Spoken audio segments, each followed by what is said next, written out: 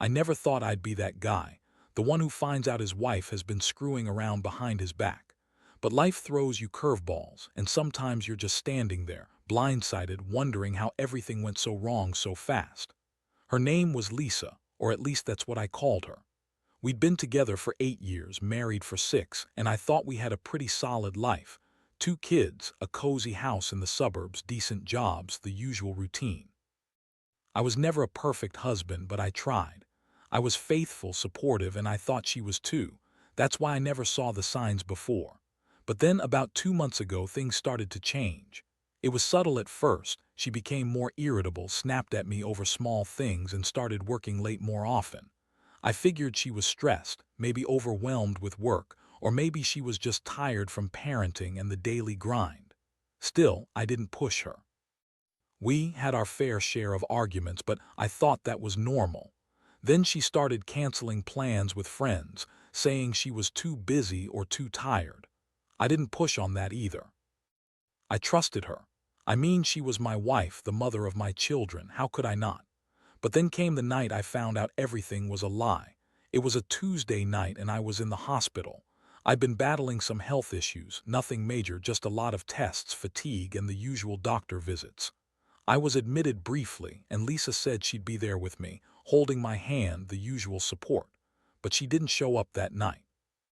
Instead, I got a call from my brother, Mike, the day after I got home. He sounded weird, nervous almost. I thought maybe he was worried about something, maybe a family emergency. That's when he dropped the bomb. He told me he saw Lisa at a hotel downtown, that she was there with a guy, someone I didn't recognize. He said they were sneaking around, acting like they weren't doing anything wrong, but he knew better. He said they were in a room, and he saw her kiss the guy during the lobby, and then they went inside together. I just stared at my phone, stunned.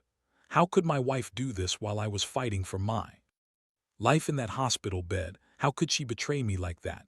And with my own brother of all people.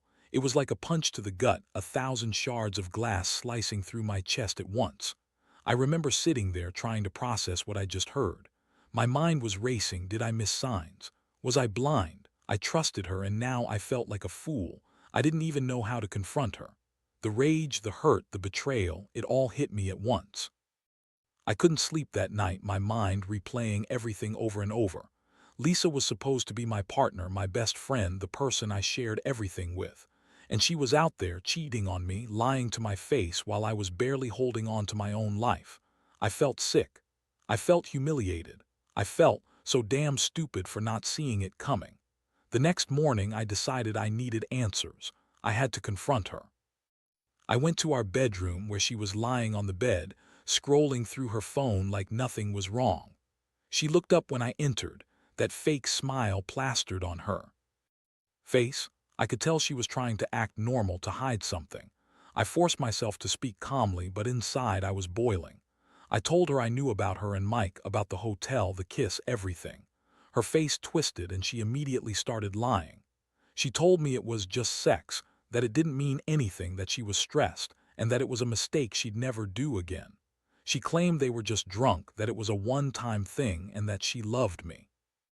I looked at her, feeling like my world was crashing around me. I didn't believe her, not for a second. Her excuses sounded hollow, like she was reading from some script she practiced. I saw the way she avoided eye contact, the way her hands trembled, and I knew she was lying through her teeth. I felt a cold wave of rage and heartbreak wash over me. I wanted to yell, to scream, to break something, anything that would make her see what she'd done. But instead, I just clenched my fists and looked at her, knowing that my trust was shattered and my marriage was hanging by a thread. That was the moment I realized everything I believed in was a lie. My wife, my brother, the family we built, all of it was now tainted by her betrayal. I had no idea what I was going to do next, but I knew one thing. I wasn't going to let her get away with this without consequences. That's when my mind started working on a plan. I didn't want to ruin her life, but I did want her to feel the pain she'd caused me. I needed to make her regret what she did, to make her understand that no amount of lies could cover up the damage. That's where I am now, trying to figure out how to turn this nightmare into my revenge. After I confronted Lisa, everything changed in an instant. She got defensive, of course. Tried to deny it all, act like I was crazy for even suspecting her.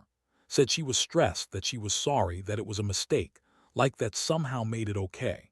But I could see right through her lies. Her eyes darted around, she fidgeted, and her voice trembled. She kept insisting it was just sex, that it didn't mean anything. Yeah, right, I knew better than to buy into that. In the days that followed, I started digging. I couldn't just sit around feeling sorry for myself or let her spin her lies. I needed proof, solid proof that I could use against her if I decided to do anything more serious. So I started watching her, paying close attention to what she was doing, who she was talking to. It was subtle at first, little things like her changing her phone password, hiding her messages, or leaving her phone in another room while she was online. I noticed she was unusually defensive whenever I asked about her whereabouts or her plans. She'd brush me off, accuse me of mistrusting her, but I knew what she was hiding. Then I found it. One night I was in the living room and I noticed her phone buzzing on the table. She was asleep in the bedroom, so I quietly grabbed it and unlocked it with her fingerprint. She'd forgotten to log out of some app. That's when I saw it. A string of messages with a guy named Jake. They were dirty, explicit, talking about meeting up, getting some alone time, and seeing what they started. I couldn't believe my eyes. My wife, the mother of my children, was planning to meet some guy for sex behind my back. The words hit me like a punch in the stomach. I felt sick, angry, and betrayed all at once. I kept scrolling, trying to find more, and I did. There were pictures, screenshots of hotel rooms, selfies of her smirking in some mirror, and photos of her in lingerie, lying about where she was. All of it was a slap to the face. How long had this been going on? Was it all just a one-time thing, or had this been going on for months? I couldn't tell. But the fact that she was messaging him so openly, so brazenly, told me she didn't care about hiding it anymore. She thought she was untouchable. I remember feeling numb, like I'd been punched so hard I couldn't breathe.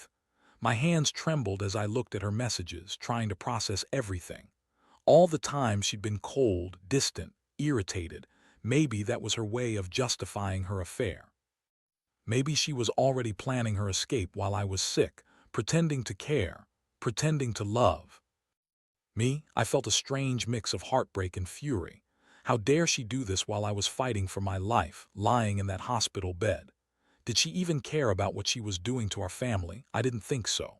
The next day I woke up with a plan. I realized I couldn't keep living in this illusion, not knowing how deep the betrayal ran. I needed to confront her again, but this time with everything laid bare. I couldn't just accuse her. I needed proof, something undeniable. I decided to set her up, catch her in the act if I could. I bought a cheap voice recorder, hidden it in the living room, and left her alone for a few minutes. I needed to hear her own words, her own voice, confirming what I already knew. I couldn't trust her anymore, not as my wife, not as the mother of my kids. When the voice recorder finally caught her talking to her friends and maybe even Jake, I felt a sick satisfaction. She was bragging about how smooth she was, how she was getting away with it, and how she'd never get caught. Her voice was bitchy, dismissive, like she didn't give a damn about how her actions hurt anyone but herself. That was the moment I knew I had to take serious action. I wasn't going to let her keep lying, keep sneaking around, and keep destroying what little was left of our marriage. I spent hours just staring at that recorder. All I wanted was some clarity, some definitive proof that I could hold over her head. I realized that this wasn't just about some fling. It was about betrayal on a scale I never thought I'd experience. I felt like I was unraveling inside, but part of me also felt a strange sense of clarity. I knew I had to do something, and whatever I decided, it would be the end of her lying to me. No more excuses, no more bullshit. This was real, and I was finally waking up to what she truly was, someone I no longer recognized. After gathering enough evidence, I knew I couldn't just sit around anymore. I had to confront her again, but this time with everything on the table. I sat her down in the living room, feeling my heart pounding so loudly I was sure she could hear it. Her bitchy smirk was still there, like she thought she was untouchable. I looked her in the eyes and told her I knew everything about the hotel, the messages, the photo, the whole damn affair. Her face twisted into a look of pure rage and contempt, like she hated me for catching her. She spun her usual lies, said she was just drunk, that it was a mistake, that she didn't love Jake. But I didn't buy it, not anymore. I knew her game. She kept insisting it was just sex, that it meant nothing, that she was stressed out and overwhelmed. She tried to make me feel guilty, crying fake tears, saying she loved me and didn't want to hurt the kids. But I saw through it. I saw her for what she was, a selfish bitch who couldn't keep her legs closed, no matter how much she pretended to care. The anger boiled inside me. I wanted to explode, to rip her apart with words, but I kept my composure. I told her I'd had enough, that I couldn't trust her anymore and that she had to leave. I told her I was done with her lies, done with her cheating, and done with pretending everything was okay. She looked at me with that mocking sneer, like she was amused that I was finally catching on. She kept insisting she loved me, that she was just stressed and that she'd never do it again. But I knew better. Her words were hollow, just like her promises. That night I stayed awake, staring at the ceiling, trying to make sense of what had just happened. I felt so angry, so hurt, but also a strange sense of relief. I finally knew the truth and I couldn't unsee it. I felt betrayed in a way I never thought possible. All the years I'd spent supporting her, caring for her, trusting her, and she was out there lying, cheating, sneaking around with my brother, no less. That realization cut deep. I kept asking myself why. Why would she do this? Was it just sex? Was she just bored? Or was she truly that bitchy and selfish? I didn't have answers, only the undeniable fact that everything had changed. I started thinking about what I should do next. Part of me wanted to confront my brother Mike, but I knew that wouldn't solve anything right away. I needed to think, to plan. I couldn't just kick her out without knowing what I was really doing.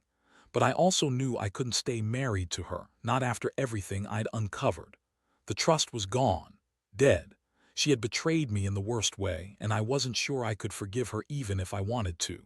Still, I didn't want to make any rash decisions.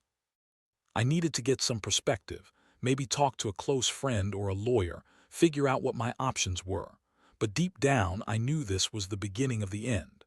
My marriage had been lying in ruins for weeks, maybe longer, and now I was finally facing the wreckage. The hardest part was accepting that I might have to walk away from everything, my home, my family, my life as I knew it. And that hurt more than anything. It's one thing to find out your wife cheated. It's another to realize your whole world is crumbling because of it. The days that followed were a blur. I stayed in that limbo, caught between rage, sadness, and this weird numbness. Every time I looked at Lisa, I saw the bitchy, manipulative woman she'd become, so quick to lie, so dismissive of the damage she'd caused. She kept insisting she was sorry, begging me to forgive her, claiming she'd never do it again. But I wasn't buying any of her tears or excuses anymore. Trust was broken, and once that's gone, it's nearly impossible to get back. I started wondering what I really wanted. Part of me wanted to scream at her, throw her out of the house, and never look back. But another part wanted to understand why she'd done this, what drove her to cheat so blatantly while I was lying in a hospital bed. I remembered how she'd always been bitchy, dismissive, and controlling, like she thought she was the queen of our little world. That attitude had been creeping in lately, her dismissiveness toward me and the kids, her constant sniping at everything I did. Looking back, I guess I missed the signs, but I was too blind to see them. One night, I decided to dig a little deeper. I knew I needed to hear her own words, something that would truly hit me hard. So I set up a small, hidden recorder in the bedroom, right next to her side of the bed. I wanted her to talk freely, to see if she'd slip up again. The next day, I left her alone for a bit, pretending to run errands. I knew she'd be on her phone, so I waited until I heard her voice on the recording. What I heard made me even angrier than before. She was bragging about her affair, calling Jake the best sex she ever had, and saying how she loved how she could be herself around him. She admitted that she'd been lying to me for months, sneaking around and pretending everything was fine. Her bitchy attitude, her dismissiveness, all made sense now. She was craving something she couldn't get from me: adventure, excitement, some sick sense of power. That bitchy edge, that superiority complex, it all came from her feeling trapped, unfulfilled, like she was too good for this life. Listening to her, I felt like I was losing my mind. I dedicated my life to her, to our family, and she was out there having sex with my brother, lying to my face. I couldn't believe I'd been so blind. The worst part was how casual she sounded, like she didn't even care about the damage she was causing. She was proud of her secret, reveling in her betrayal. I felt my stomach turn, and I knew I had to get out of there to think clearly about what to do next. That night I made a decision. I couldn't stay married to her. Not anymore. She'd betrayed everything I believed in, our vows, our family, the trust I'd given her. I couldn't keep pretending that this was just a mistake. Her bitchy attitude, her manipulations, her lies, they all pointed to one thing. She didn't love me anymore, at least not in the way I deserved. And if she was capable of cheating on me with my own brother, then I had to ask myself how much she truly cared about us, about our kids. I started planning my next move. I knew I had to protect myself and the kids, but I also knew I couldn't keep living in this toxic environment. I scheduled a meeting with a lawyer to understand my rights, how to handle the divorce, and what I could do to keep the kids safe from any fallout. I also reached out to a close friend, someone I trusted, to talk through everything. It was a relief to finally voice what I'd been feeling: anger, betrayal, heartbreak, without holding it all inside. I had no illusions anymore. My marriage was over. Lisa's bitchy, manipulative attitude had finally sealed her fate. But deep down, I knew I'd come out of this stronger, wiser. I'd never let someone treat me that way again. Not her, not my brother, and not anyone else. I learned that trust, once broken, is nearly impossible to rebuild. And sometimes the only way to save yourself is to walk away. The divorce process wasn't easy, but I knew it was necessary. Lisa's attitude hadn't changed.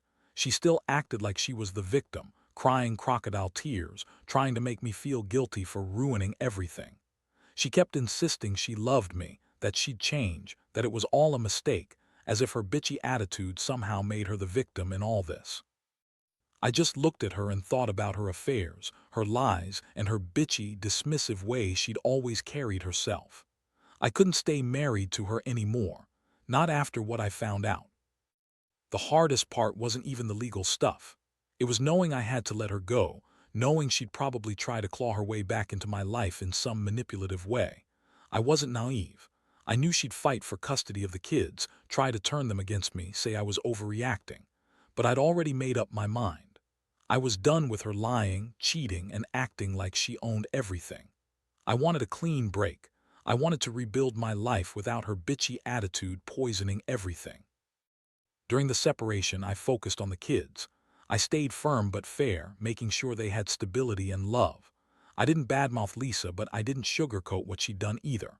I just told them that sometimes adults make mistakes, but that it wasn't their fault. They were still too young to understand everything, but I wanted them to know that I would always be there for them, no matter what. It hurt to see the confusion in their eyes, but I knew I had to be strong for their sake. Meanwhile, Lisa kept pushing her narrative, trying to convince me she was the victim. She was bitchy, dismissive, and manipulative, saying I was overreacting, that I was controlling, that she deserved a second chance. But I saw her for what she was, a selfish woman who would lie and cheat without remorse if it suited her. I decided I wasn't going to fall for her BS anymore. I filed for divorce and the legal process started. It was a long, draining experience, but I was determined to get it over with. As the days went by, I felt a strange mix of relief and heartbreak. Relief because I was finally freeing myself from the betrayal, and heartbreak because I realized I'd lost someone I once loved, someone I thought was my soulmate. Her bitchy attitude, her manipulations, her lies, they all robbed me of my happiness. But I also felt stronger. I'd learned a harsh lesson. Never ignore the signs, never trust blindly, and never let someone's bitchiness or manipulative attitude slide. In the end, I knew I had to rebuild, not just my marriage, but my self-respect. I started focusing on myself, on my kids, and on creating a life where I could trust again, where I could be happy without feeling like I was just some fool who'd been played. I realized that the biggest lesson was this: no matter how much you love someone, if they betray you in the worst way, you have to walk away. Sometimes, that's the only way to save your sanity, your dignity, and your future. I'm still healing, still trying to forget her bitchy, manipulative face, but I know I'll come out stronger. And honestly, I wouldn't have it any other way. Looking back now, I realize how much this whole experience changed me. Lisa's bitchy attitude, her manipulative lies, her betrayal, it all forced me to confront a side of myself I didn't want to see. I always thought I was a good, steady guy who could handle anything, but losing her, knowing she'd cheated with my brother and lied to my face, those were the hardest lessons I've ever had to learn. It shattered my trust, but it also made me see what's truly important: honesty, respect, and loyalty. I've come to understand that sometimes people are just not worth fighting for. Lisa was never the woman I thought she was. Her true colors shone through in her selfishness and her bitchy attitude. I had to let go of the past, the memories that I held on to tightly, and move forward with my life. It wasn't easy, and it still hurts to think about everything I lost: my marriage, my family, the feeling that I was loved and respected. But deep down, I know I did the right thing. Now I focus on rebuilding my life one day at a time. I work on healing the wounds, spending quality time with my kids, and finding happiness again. I've learned to trust my instincts more, to listen to the little red flags before they turn into a full-blown disaster, and I've become more cautious in who I let into my life. I refuse to be a fool again, to let someone manipulate or betray me like that. Most of all, I've learned that revenge is a double-edged sword. I didn't go after Lisa or Mike to destroy them. My goal was to reclaim my dignity and peace of mind. I wanted them to feel the weight of their actions, even if only indirectly. But in the end, the real victory was in my own freedom. I no longer feel trapped by her bitchy attitude, her lies, or her betrayal.